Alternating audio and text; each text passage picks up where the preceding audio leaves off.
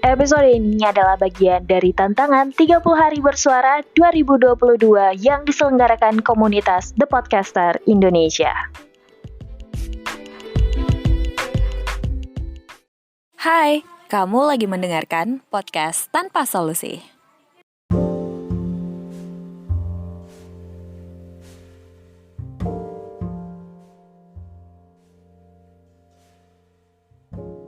Selamat datang di hari kelima. Yeay, senang banget kita udah di hari kelima untuk membuat episode podcast. Kali ini aku berusaha untuk tidak membuatnya tengah malam lagi ya. Takut keburu waktu. Sekarang mulai membuatnya di hari kelima. Hari ini tentang sesuatu yang kaum kapitalis suka ya, termasuk para pemburu kerja. Sebenarnya kapitalis itu sebenarnya adalah suatu sistem, tapi sekarang jauh lebih konotasinya jauh lebih negatif. Tapi kalau apakah semua orang ingin mendapatkan hal tersebut? Iya, karena pada akhirnya kita kan ingin mandiri secara finansial, tapi mungkin pemikiran itu kayak apa ya? Baru datang di beberapa orang tuh beda-beda waktunya. Seperti aku dan diriku itu datang di usia sekitar 17 tapi sadar belum bisa apa-apa. Itu kayak belum punya ide atau gimana. Jadi akhirnya umur 20 tuh sudah berusaha sekali. Menurut kayak saya sudah berusaha sekali untuk coba cari kerja. Hanya kayak di beberapa kesempatan tidak ada solusi, alias beberapa lowongan itu mungkin tidak match waktunya dengan saya. Waktu itu syukur puji Tuhan keterima di program radio, dan juga menurutku ya itu adalah salah satu kesempatan aku untuk bertumbuh. Baik atau buruknya pengalaman aku tuh sudah jadi pengalamannya saya tuh sudah jadi pelajaran yang berharga. Kalau dilihat sekarang malah udah bersyukur ya. Cuma waktu itu memang belum banyak kepikiran tentang uang atau cuan. Tapi waktu itu first yang paling pertama datang itu adalah bagaimana caranya untuk belajar. Itu benar-benar attitude untuk belajar yang aku lakukan dan aku keluarkan. Namun setelah 3 tahun berada di sana, kehidupan juga, mamah juga apalagi khususnya, mungkin semua orang mengalami fase itu ya mungkin ya. Kayak orang tuanya akhirnya melepas anak, ya udah kamu harus cari kerja sendiri mulai sekarang. Dan di titik itu sekitar bisa dibilang 1 minggu itu saya benar-benar cari kerja, kasihan. Mulai dari hal-hal yang bisa saya lakukan sehari-hari, mungkin dari penjaga toko sampai kemudian ada bank yang buka open locker, saya juga cari di sana. Terus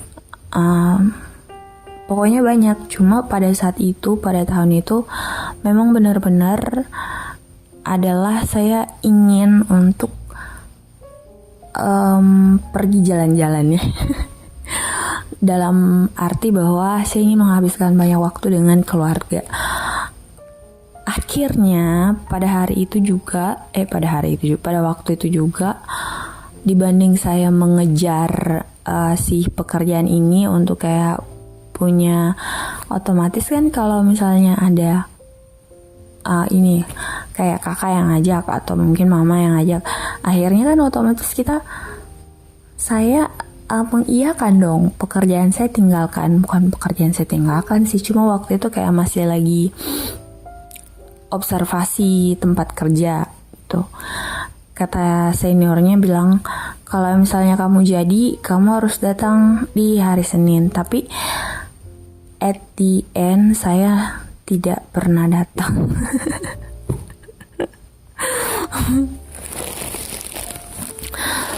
Terus pekerjaan yang berikutnya itu sama kayak saya juga mau jadi ya kayak tukang jaga toko, kayak mana ya, nggak apa-apa deh gajinya cuma ratusan ribu begitu. Itu kan sudah lumayan sekali karena saya inginnya jagain toko itu sekalian saya bisa bayar kos, karena waktu itu belum bisa bayar kos kan. Betapa bersyukurnya saya karena di tahun 2020 pas orang lagi COVID dan lain sebagainya, saya bisa lulus CPNS gitu. Pada saat itu, pada zaman itu ya, pada 2 tahun yang lalu itu, sebagaimana kita ketahui bersama, banyak orang yang dapat PHK dan banyak orang yang lagi cari kerja. Nah, saya pada saat itu juga berpikir bagaimana caranya supaya saya bisa sudah tidak, dalam tanda kutip, tidak lagi menjadi beban buat orang tua. Mungkin ya orang tua juga ekspektasinya saya bisa kerja, dan kebetulan ekspektasi orang tua saya adalah menjadi PNS. Tapi sejujurnya saya bukan membenci ya, cuma kayak kenapa, kayak semacam bertanya-tanya kenapa nih semua orang itu maunya itu orang jadi PNS, ASN anaknya.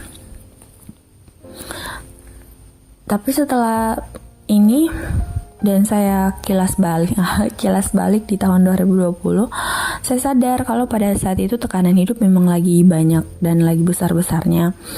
Dan puji syukur kalau misalnya kita udah dapat kerja seperti itu. Banyak juga teman-temanku yang pada saat itu betul-betul cuma di rumah. Sedangkan yang lain tuh kayak misalnya ada ya temanku yang akhirnya skripsinya terganggu karena akibat pandemi COVID ini. Terus ada temanku yang juga berusaha melamar kerja, beberapa banyak diantaranya, dan itu kebanyakan terbuka di awal tahun 2021 ya. 2020 itu betul-betul sesuatu yang kalau kita jalan ya di toko-toko itu semua kayak pada tutup, terus jalanan sepi. Sampai pada saat ini, terus saya melihat perkembangan teman-teman saya. Wow, luar biasa. Ternyata banyak di antara mereka yang akhirnya punya pendapatan yang lebih daripada saya. Itu mungkin ya maksudnya cuan, keuntungan yang lebih besar. Karena bisa dibilang juga untuk guru yang tenaga profesional, guru itu belum dianggap sebagai tenaga profesional, meskipun sudah ada beberapa kualifikasi, misalnya pendidikan profesi guru yang harus diikuti minimal 2 tahun ya kan. Terus saya juga terpikirkan untuk ikut itu ya teman-teman, doakan ya. Ya ini kan semacam keprofesian guru ya, gajinya di 2 kali lipatkan. Jadi misalnya gajinya guru sekarang 2,7 gitu ya, 2,5. Nah kayak kalau untuk guru yang udah sertifikasi itu bakal dapat 1 kali gaji lagi 2,5 setiap bulannya, tapi diterima per 3 bulan yang aku tahu ya. Kemudian akibat adanya undang-undang Sisdiknas yang terbaru ini, kata-kata gaji profesi guru itu dihapuskan, gengs, dan itu yang menimbulkan keriuhan beberapa kira-kira sekitar 1 bulan yang lalu. Memang sulit ya, kayak seorang guru itu mau mendapatkan cuan hanya dari profesi gurunya itu. Makanya di sekitar lingkungan saya itu banyak yang kayak buka misal jual makanan. Kalau saya sendiri jual pulsa. Itu karena akibat pandemi COVID juga. Akibat pandemi COVID saya jadi jualan pulsa, jualan baju dan lain sebagainya. Cuma jualan baju udah tidak sesering sekarang. Terus apa lagi namanya, dan banyak sekali yang mencoba untuk mencari kerja di luar. Artinya ini bisa dibilang bahwa profesi guru ini belum menyejahterakan orang yang bekerja sebagai guru. Ya, karena kalau setelah saya baca-baca di negara lain itu memang gajinya gede, sama gedenya sama kayak dibilang gede tuh sekitar berapa puluh juta gitu. Sangat berbeda dengan di Indonesia.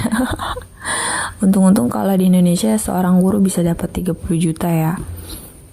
Kecuali itu mungkin dia sertifikasi pangkatnya 4A, pangkatnya sudah pangkat 4, golongan 4, seperti itu.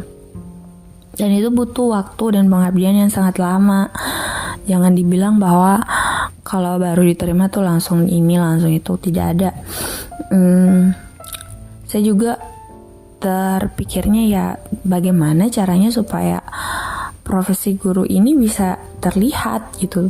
Artinya dalam bahwa dia ini sudah bukan dikesampingkan lagi, karena ya bukan masalah PNS atau nggak PNS-nya. Profesi guru itu kan sebenarnya sebuah profesi ya, dan harusnya minimal untuk menyejahterakan seorang yang bekerja sebagai itu. Cuma kalau dibandingkan dengan negara lain yang sudah tingkat, dan itu apa ya?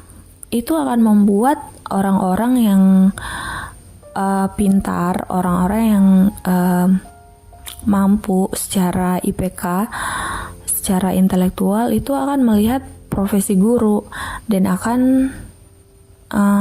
memilih untuk menjadi guru. Nah, kalau sekarang guru itu kayak apa ya? Untuk pilihan orang-orang yang menengah gitu. Menengah atau menengah ke bawah. Sehingga di sini bisa dilihat kalau orang yang mau jadi guru itu sangat sedikit. Tantangan pekerjaannya sangat berat karena harus mempersiapkan anak didik ya. Kalau emang guru ini memang dia benar-benar yang kayak serius gitu. So it's hard for seorang guru untuk dibilang mendapatkan cuan. Yang ada hidupnya tuh pas-pas. And then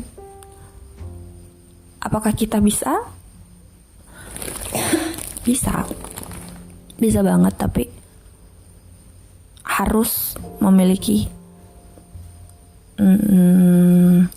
usaha atau perjuangan yang lain yang kerjanya tuh bisa sama beratnya dengan apa yang kita lakukan. Nah, itu yang saya lakukan sekarang, teman-teman. Saya berusaha sekali untuk mendapatkan cuan atau mendapatkan keuntungan dan mendapatkan kayak side job dari tempat yang lain. Buat kamu yang sedang kerja keras, semangat ya, karena ini saya buatnya pagi-pagi, dan semoga kamu bisa mendapatkan definisi sejahtera dan definisi cukup ya. Nabung dan investasi dulu untuk beli punya rumah, terus punya kendaraan ya, amin. Apalagi kita yang masih di umur 20 tahun. Semangat!